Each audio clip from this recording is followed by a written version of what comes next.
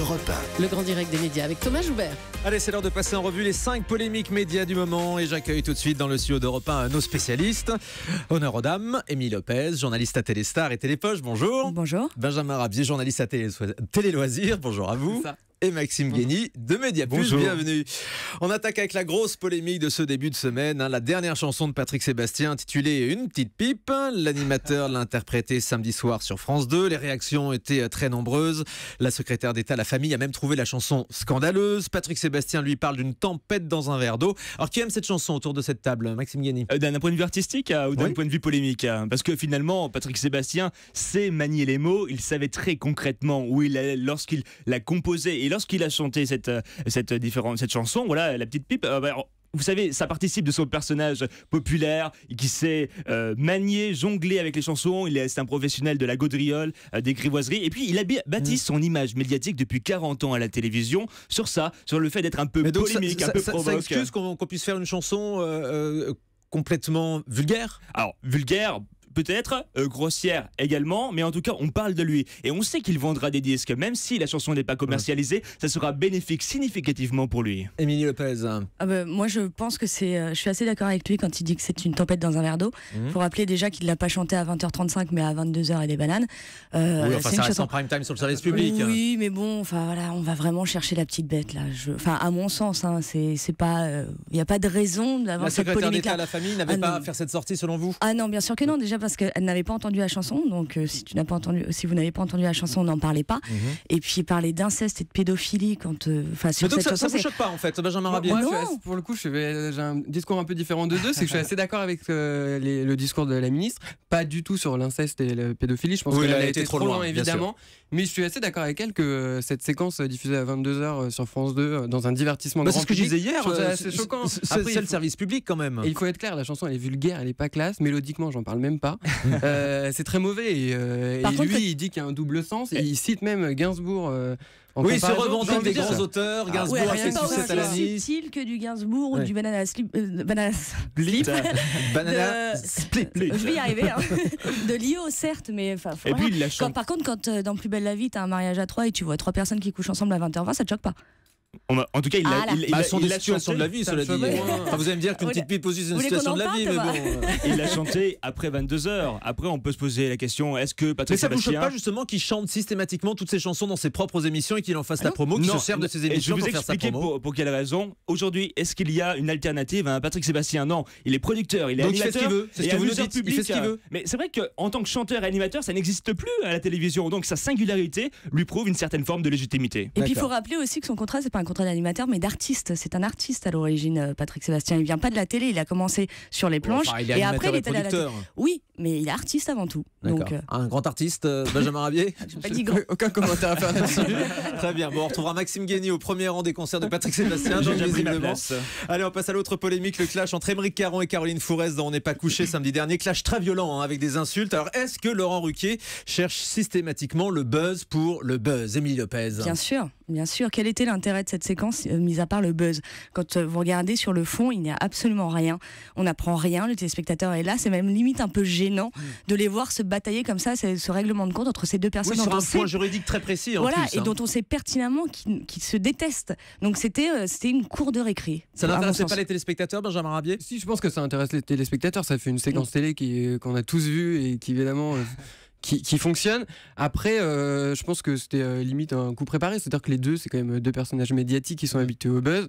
Pour elle, c'est du gagnant parce que... Oui, on sait que si on les met ensemble sur un plateau télé, ça va clasher. Ça va clasher. Et elle est en promotion pour son bouquin et lundi, elle tweetait sur son compte Twitter que le livre est en rupture de stock, qu'il devait réimprimer. Donc pour elle, c'est gagnant. Maxime Guény. Oui, et au-delà du sujet et du contenu, le clash, à première vue, ça participe à une forme de spectacle et une forme aussi d'enthousiasme médiatique. Alors, vous savez, là, il n'y a pas de raison particulière. C'est vrai que c'était un peu un débat sans queue ni tête. Et puis, quand c'est pas justifié, là, effectivement, l'intérêt se met en avant. Et aujourd'hui, le clash, c'est quand même l'un des marqueurs forts de l'émission On n'est pas couché. Et c'est également la raison pour laquelle il y a certains invités qui ne veulent pas venir sur le plateau. Ce n'est pas une émission d'autopromotion. Il faut se battre, il faut aller au front. On ne leur apporte pas ça sur un plateau doré avec la petite touillette qui va avec. Et puis, cette politique de buzz. Et cette politique de buzz, elle continue elle commence non seulement dans l'émission, elle continue aussi sur les sites internet. Et là, elle a même commencé avant, hein, puisque dès la semaine d'avant, on a commencé à parler de ce clash, puisque des personnes qui avaient assisté à l'enregistrement de l'émission avaient rapporté en fait cet affrontement entre Aymeric Caron et Caroline Fourest. Du coup, on a eu un peu l'impression, en découvrant la séquence, comme quand on voit la bande-annonce d'un film, on avait vu tout le film avant même de voir effectivement ce qui allait se passer en vrai à la télévision. Exactement, et moi je trouve ça plus intéressant de voir par exemple une Léa Salamé qui se paye un Zemmour, parce que vraiment elle est très pointue sur ce qu'elle dit, et vraiment il y a quelque chose qui ressort, parce que tu as un vrai échange d'idées que ce qu'on a vu samedi soir. Allez, on en vient aux attaques du Front National contre le Petit Journal. Je vous rappelle qu'une équipe de l'émission a été agressée lors de la manifestation du 1er mai. Est-ce qu'on est passé à un nouveau stade là, entre les tensions entre l'émission de Canal+ et le FN, Benjamin Rabier? Oui, évidemment. Je crois qu'on a tous vu autour de la table l'émission de lundi du Petit Journal. C'était assez remarquable. Les images, elles sont choquantes, elles sont révoltantes. C'est assez difficile à croire qu'en 2015, en France, ça puisse encore exister. Évidemment qu'on a passé un cap entre le Petit Journal et les militants FN. Et en même temps, le Front National dit que, en filigrane, que le Petit Journal l'a bien cherché finalement. Bien sûr. Émilie Lopez. Non, mais rappelons aussi qu'il n'y a pas eu que les équipes du Petit Journal qui ont été attaquées, il y a aussi celles de C'est à vous qui, pour le coup, ne sont pas aussi poil à gratter que peut l'être le Petit Journal. Moi, je trouve ça scandaleux ce qui s'est passé ce week-end.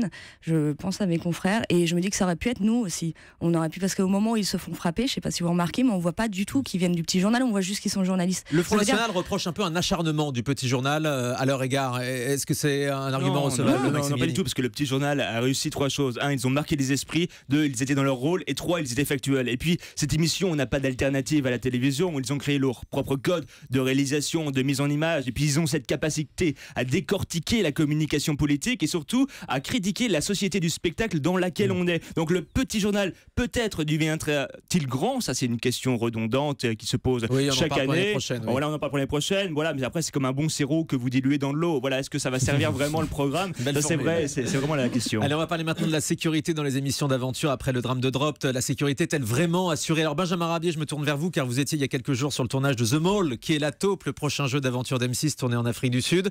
Je précise que vous avez un métier difficile.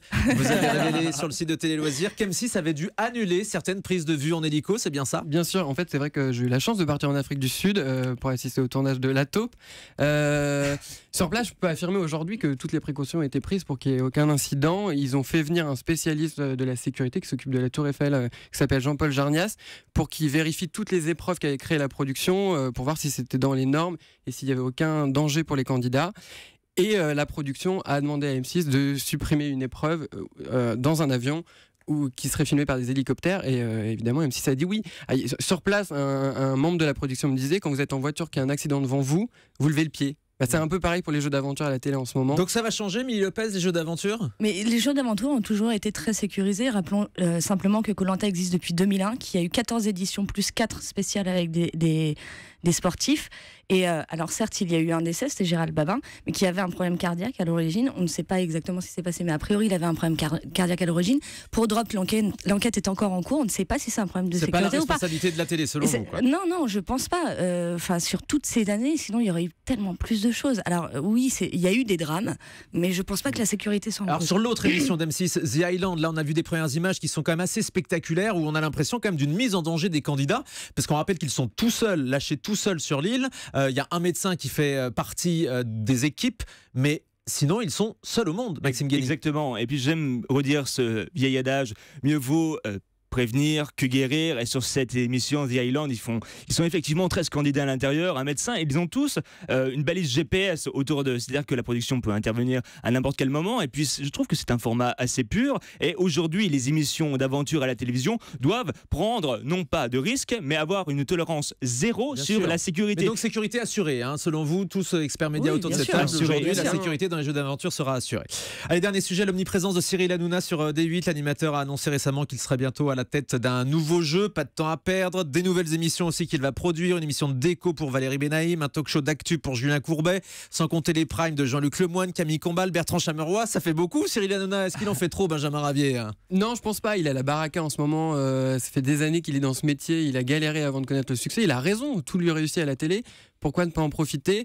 Et en plus, il faut bien se rappeler que toutes ces émissions présentées par Benaïm Chameroy, elles sont produites par H2O Productions, qui est la société de production de Cyril Hanouna. Donc pour lui, c'est le jackpot. Et ça marche, ça marche en bien, prime, ça fait des super bons scores. Camille Combal en prime avait fait pratiquement 1 million. Enora, même si les débuts ont été difficiles avec Derrière le poste, arrive maintenant à pratiquement 1 million aussi. Donc ça marche, il n'y a pas de raison de pas continuer. H2O Productions est devenue l'une des sociétés de production la plus prolifique en matière de programmes de flux. 866 heures l'année dernière. Et on a une chaîne aujourd'hui qui ressemble clairement à une chaîne 100% Cyril Hanouna.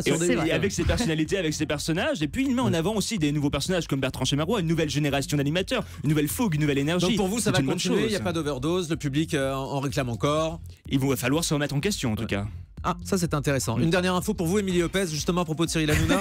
Il a annoncé votre arrivée dans Touche pas à mon poste à la rentrée. Info ou intox? Je dirais simplement que travailler avec Cyril serait une excellente opportunité professionnelle pour moi. Vous savez qu'il dit ça à n'importe qui, hein. Il suffit qu'il croise quelqu'un dans la rue pour lui proposer d'être chroniqueur dans Touche pas à mon poste. Je sais pas trop comment le prendre, Thomas, c'est un petit peu vexant.